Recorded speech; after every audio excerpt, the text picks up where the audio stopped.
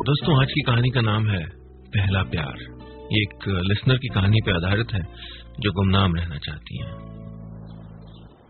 आज सोमवार है ना, आज ही के दिन पहली बार मैं उससे मिली थी। लोग कहते हैं कि पहला प्यार कभी नहीं भूलता। मैं जानती हूँ कि ये सच है। कितने साल बीत गए पर मुझे अब भी याद है उस दिन मैंने क्या पहना था, उसने क्या पहना था, कैसे मेरी मोपेड में पेट्रोल नहीं था और मैं उसे धकेल के पेट्रोल पंप तक ले जा रही थी।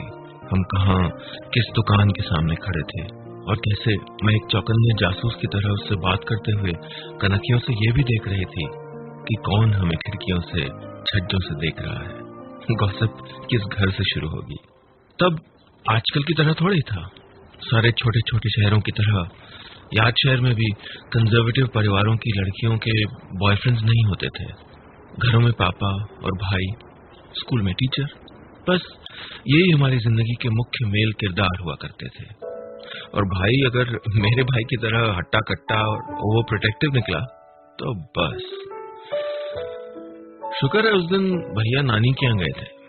मम्मी ने मामा जी के पास भेजा था भाई दूज का टीका लेके।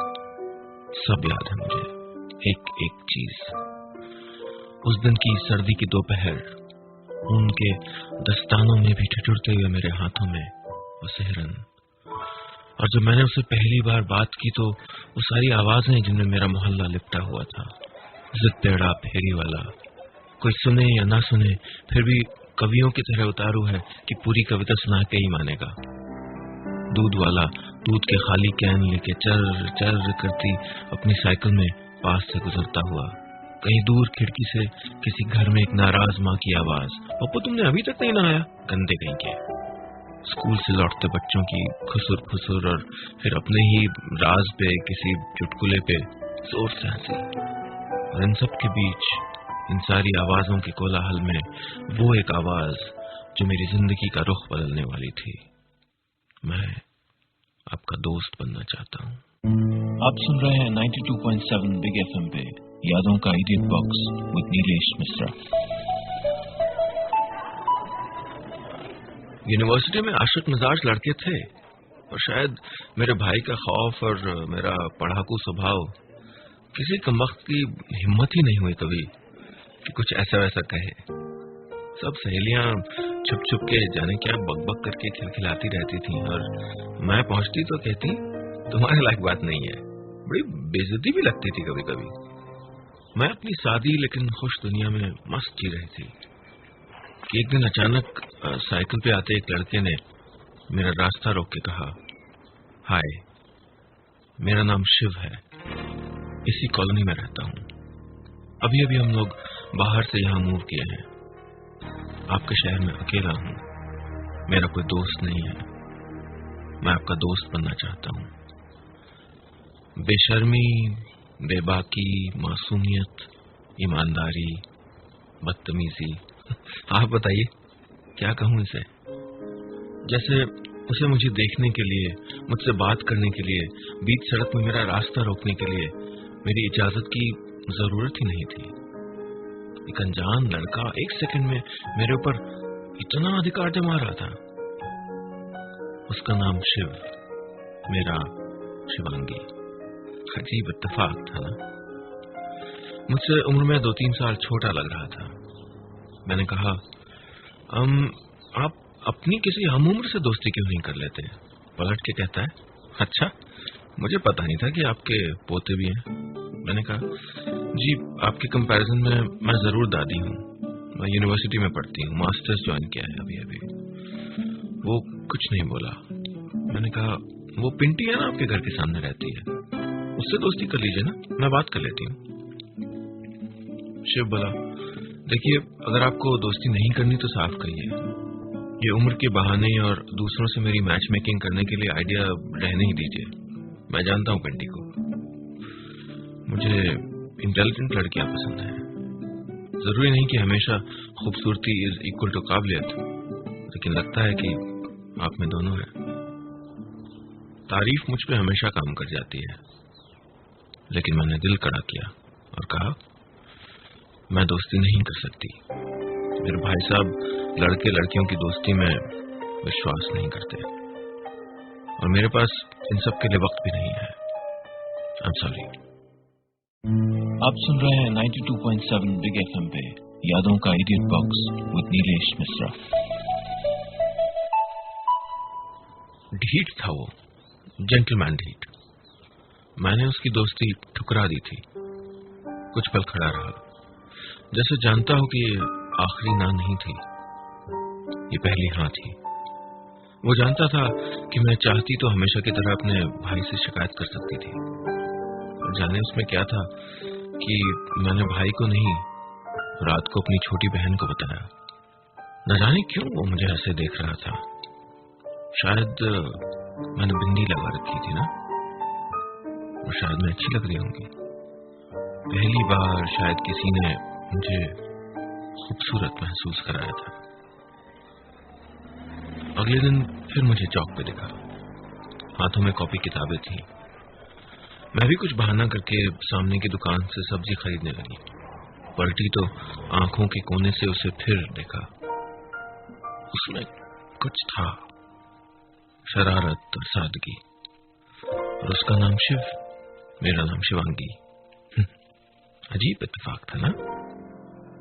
कमबख्त अगले दिन पेट्रोल पंप के सामने ही मिल गया। बोला, हेलो शिवांगी। मेरे मन के शॉर्टवेव स्टेशन पे एक गीत सुनाई दिया। पुकारो मुझे नाम लेकर पुकारो, मुझे तुमसे अपनी खबर मिल रही है। फिर साउंड ट्रैक रुक गया। अपना मुस्टंडा भाई याद आ गया। उन दिनों फेसबुक तो था नहीं, तो फ्रेंड रिक्वेस्ट आमने सामने आई थी और मैंने उस पे नॉट नाउ का बटन दबा दिया था। मेरे खानदान के हिसाब से मेरे लिए लड़कों से दोस्ती, प्यार, ये सब मना था। मैंने कहा हेलो। वो बोला तो फिर? मैंने कहा तो फिर। लेकिन वो दिमाग से फुर होने का नाम ही नहीं ले रहा था। एक दिन फिर मुझे सब्जी बाजार में मिला। कुछ सब्जी लेने के बहाने आके मेरे बगल में खड़ा हो गया और चतुराई तो देखो, सब्जियों के भाव पूछने लगा। चाहे लाइफ में कभी एक आलू भी ना खरीदा हो। दुकानदार से कटहल पे मोल भाव कर रहा था। जब दुकानदार किसी और से पैसे ले रहा था तो झट से शिव मेरी ओर मुड़ के बोला, तो फिर? आप सुन रहे हैं 92.7 बिग एफएम पे यादों का idiot box with Nilesh Mishra. पापा से मेरी खूब पटती थी। हमेशा से मेरे बेस्ट फ्रेंड रहे हैं। वो कमाल के आदमी है। इतने ट्रेडिशनल परिवेश में पला बड़ा इंसान इतने खुले दिमाग का हो सकता है, ये मैं सोच भी नहीं सकती थी। लेकिन शायद वो जानते थे कि जिस दिन माँ बाप अपने बच्चों पे भरोसा करना शुरू कर देते हैं, उस दिन वो उनके सबसे अच्छे दोस्त बन जाते हैं। पापा इसीलिए बचपन से मेरे सबसे अच्छे दोस्त थे। मतलब ना होते हुए भी यूनिवर्सिटी में अपने प्यार की एप्लीकेशन लिए आगे पीछे घूमने वाले लड़कों के किस्से पापा को सुनाया करती थी।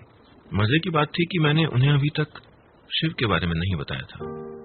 ऐसा नहीं था कि मैं उनसे ये छुपाना चाहती थी, लेकिन मैं समझ नहीं पा रही थी कि मैं उन्हें बताऊं तो कैसे बताऊं और क्या बताऊं। कि कोई मिला, उसने प्रपोज किया, मैंने रिजेक्ट किया, फाइल क्लोज।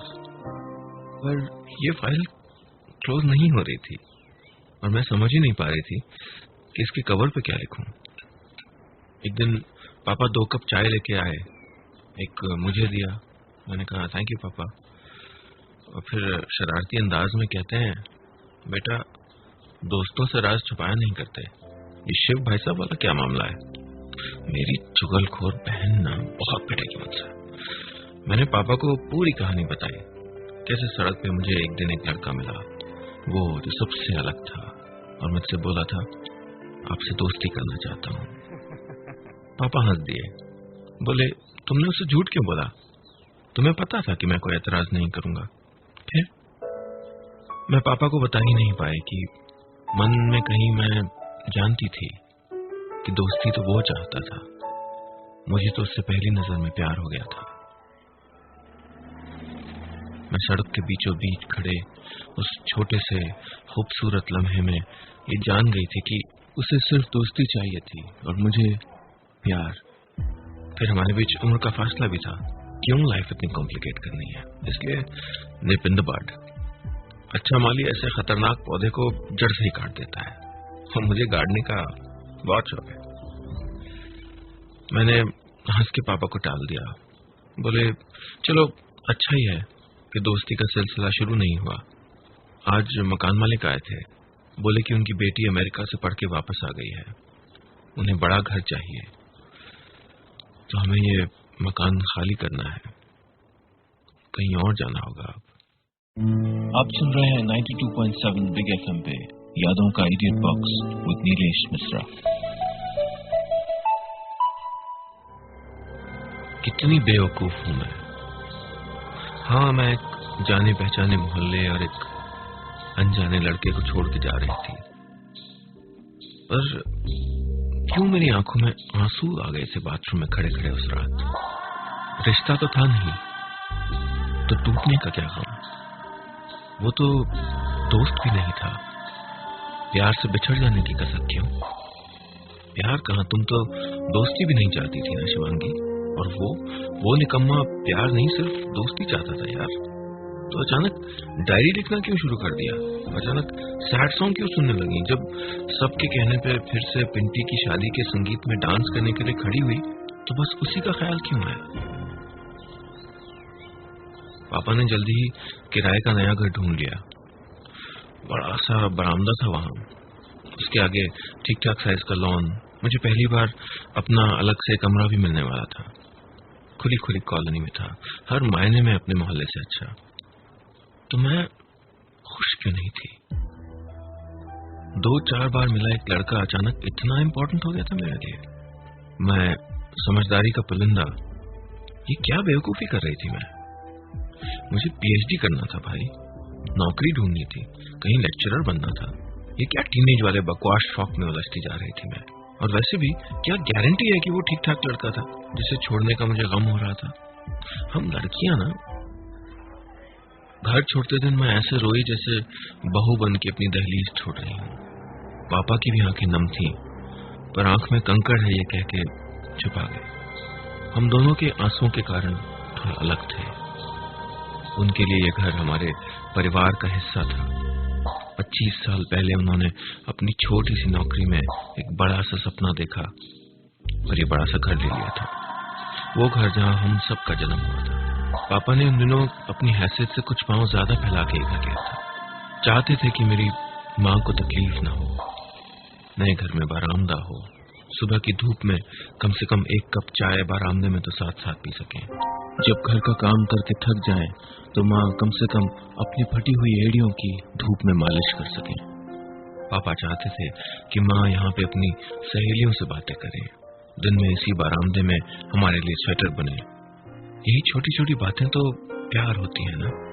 लड़कियां अक्सर उसे सबसे ज्यादा पसंद करती हैं जिसमें उनके पिता की छवि हो। शायद सड़क पे मुझे रोक के जिस लड़के ने बात की थी वो वही लड़का था, लेकिन अब देर हो चुकी थी। मैं दूर जा रही थी और वो कहीं गुम हो गया था।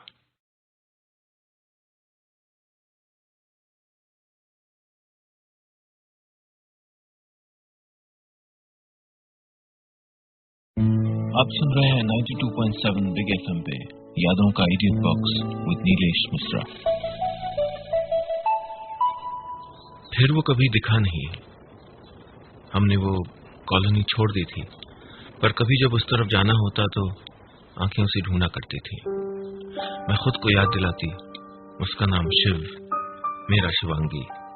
ये महज एक इत्तेफाक था, एक फिल्मी इत्तेफाक। लेकिन जिंदगी कोई मूवी थोड़ी है। नया घर धीरे धीरे अच्छा लगने लगा था। अपना कमरा मैंने बड़े करीने से सजाया था। घर के अंदर एक और घर था मेरा, इस पे मेरी पहचान थी। माँ और मैं यहाँ छुट्टी के दिन घंटों बिताते थे। कभी पापा दफ्तर से लौटते वक्त मूंगफली ले आते और बस सब मेरे कमरे में बैठ के गप्पे मारते और चाय पीते। यूनिवर्सिटी में मुझे प्रेम पत्र मिलने का सिलसिला चालू था। मेरी प्यारी बहन को भी अब मोहब्बत के प्रपोजल आने लगे थे। खानदान वाले तो बरसों से कह रहे थे कि लड़की अब बड़ी हो गई है, कब तक घर पे बिठाए रखोगे। लेकिन और पापाओं की तरह कभी मेरे पापा ने मुझसे शादी के लिए लड़के देखने के लिए जिद नहीं की। चाहते थे कि मैं अपने सपनों को जी लूं, जब मन करे तब शादी करूं। लेकिन वो भी असली दुनिया में ही रहते थे। तो एक दिन जब हम सब रजाई में बैठे थे, लूडो खेल रहे थे, तो पापा मम्मी ने एक दूसरे को देखा। शायद रिहर्सल करके आए थे। पापा ने कहा, बेटा तुम्हारी माँ तुमसे कुछ कहना चाहती है। मम्मी ने गला साफ किया। कुछ कहती इससे पहले मैंने कहा, पापा मम्मा, मुझे जबरदस्ती मत करना। मुझे पता है करोगे भी नहीं। जिस लड़की की बात तुम करने वाले हो उससे जरूर मिल लूंगी, पर मुझे शादी के सुपरमार्केट में खड़ा मत कर देना। पापा मम्मी बड़े खुश, मान गई। पापा ने प्यार से मेरा माथा चूम लिया। 2 सेकंड बाद बत्ती चली गई। दरवाजे पे घंटी बजी। मैं आलस में झुंझलाते हुए गर्म रजाई से उठी, बालकनी पे गई और नीचे देखा। अपनी साइकिल खड़ी करके दरवाजे की ओर उम्मीद से देखते हुए शिव खड़ा था। बस इतनी सी थी आज की कहानी। लेकिन याद शहर के शिव और शिवांगी की कहानी यहीं पे खत्म तो नहीं हो सकती ना। आप खुद आगे बढ़ाइए इन दोनों कहानियों को। बताइए मुझे क्या होगा इनकी जिंदगी में।